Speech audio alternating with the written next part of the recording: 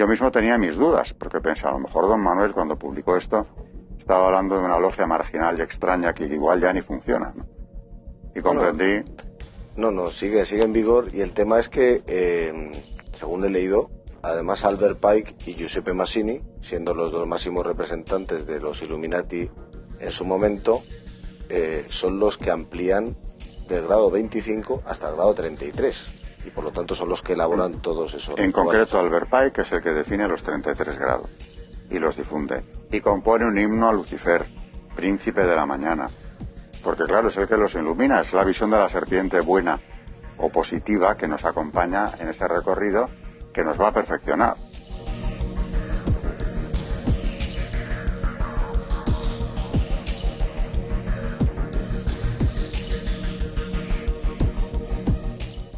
Se ha manejado el término Illuminati hasta la ciencia ficción casi, ¿no? Ahora se habla mucho de Illuminati para referirse a cosas muy distintas. Pero sí que existen y tienen una trayectoria histórica, que resumo si hay tiempo. Sí, por supuesto. Esto nace en Baviera. Es una secta que nace en Baviera en el siglo XVIII. Un profesor universitario, Adam Weishaupt, crea la secta y son desde el primer momento luciferinos, antes de Albert Pike, un siglo antes, y desde luego mundialistas. Este dato es muy interesante. El concepto de arrasar las patrias es anterior al marxismo. No puede haberlas, porque las patrias son estructuras que al final conservan tradiciones, creencias, valores, etc. Luego son, antes de que Marx dijera eso, que hay que buscar la unidad proletaria y superar el concepto de patria, eso está dicho por Weishaupt y los Illuminati de Baviera. ¿Qué ocurre? Que el duque reinante los expulsa de allí, prohíbe la secta y además los expulsa. Y bueno, hay una rama que pasa a Francia y participa en la Revolución Francesa de forma muy activa, entre otros el conde de Mirabeau, que luego se acaba separando un tanto de la Revolución, pero que la impulsa de forma definitiva en su origen, y llegan incluso otra rama a Estados Unidos. Eso es muy interesante porque allí van a fundar la gran logia Columbia. Y de la Columbia, directamente, porque luego se suceden, aquí hay como una sucesión apostólica al revés, es una contraiglesia en muchos sentidos. De la gran logia Columbia enlazas con la Rockefeller. Y no se ocultan. Los 3 seises de la bestia los tuvieron en el edificio Tishman, que es donde estaba la sede de la gran logia Rockefeller, pero bien visibles en lo alto del edificio, la he visto yo. Luego me han tachado hasta de perturbado o adulterador de la verdad, pero sí la he visto yo.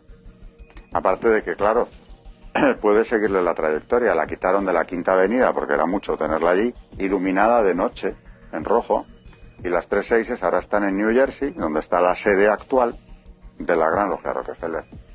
Esos son Illuminati. Y cuando en masonería se hable de obediencias de signo Illuminati o iluminista, estamos hablando de masonería abiertamente luciferina. La otra, la que no lo es de forma abierta, lo es también en su trasfondo. Incluyo a la Gran Logia de Inglaterra, que es la que no va contra el Estado. Lo que ha hecho es dominar a la dinastía actual porque nacen al tiempo.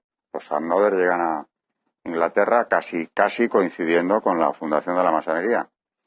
Y yo creo que ahí está la clave de que no hayan conocido revoluciones sociales ni políticas, que no se haya cuestionado la monarquía, nada más que de forma minoritaria y reciente, porque han tenido un apoyo de una secta que en Inglaterra controla la respiración del Estado, que ha hecho grandes servicios al Imperio Británico a través de organizaciones pantalla que también han ido creando antes de las grandes, la Tabla Redonda, por ejemplo, la Asociación de los Ayudantes, que es la más antigua, todas van pasándose el testigo, hasta llegar a 1919, cuando el asesor del presidente norteamericano Wilson, el coronel Mandelhaus, crea en París el CFR norteamericano, que es la más importante a día de hoy de todas las organizaciones pantalla de la masonería, que son asociaciones ya fundadas con esta idea. La mitad, un poco menos, no son masones. Y la otra mitad, un poco más, vamos a dejarlo en un 55-60, sí lo son. Los que mantienen el control. Claro, pero es que además el que entra en esto es un masón de los que se pueden llamar sin mandil. No se ha iniciado en ninguna logia, pero tiene que aceptar el ideario. Y el CFR, que no lo conocen ni en Estados Unidos, se han hecho encuestas a pie de calle en la Quinta Avenida, vamos, al lado de Park Avenue, que es donde está la sede, profesionales, les preguntaban y decían que no sabían qué era eso. Si vamos a su web, no te dan ninguna información. ¿Dónde está la sede? El origen para qué se fundó. Siempre hay alguna excusa, algún escudo, ¿no? En el caso del CFR era para ampliar el conocimiento del mundo en los Estados Unidos. Siempre hay una cosa como de apertura, inclusión, comunicación. Muy bien. ¿Y cómo lo vais a hacer? No queréis hacer eso. Queréis controlar primeramente la política norteamericana y desde ahí el mundo que podáis controlar. Por eso el CFR es el que funda el Bilderberg en los años 50 ya del siglo XX. Ellos llevaban de rodaje desde el 19.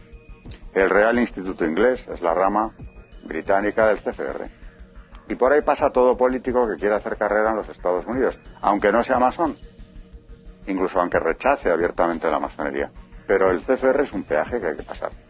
Si quieres llegar a dirigir las grandes instituciones, desde la Casa Blanca, desde la presidencia, hasta el FBI o la CIA, ojo como no hayas pasado por ahí. ¿Cómo se lo cobran luego? En las administraciones de según qué presidentes, especialmente los masones, porque no todos lo han sido, ves un porcentaje, una presencia del CFR abrumadora. A día de hoy yo creo que esto de las organizaciones pantalla, como CFR, Bilderberg, Latilateral, ha sido casi ya superado, porque las grandes organizaciones pantalla de la masonería, sin duda alguna, son las Naciones Unidas y la Unión Europea, las instituciones. Tom Sarobe, del que he hablado antes, el que se cayó cuando yo leí el rito del grado 29, ya en los 90 admitía que más de la mitad de los miembros del Parlamento Europeo eran masones. Eso explica la impronta que la Unión Europea está aplicando en materias como ideología de género. ¿Esto qué es? Le llamamos ingeniería social anticristiana. Y se lo toman con calma.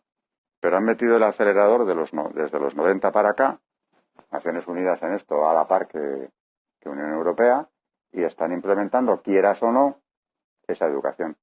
¿Hasta llegar a qué? Pues a lo que denunció Benedicto XVI como dictadura del relativismo.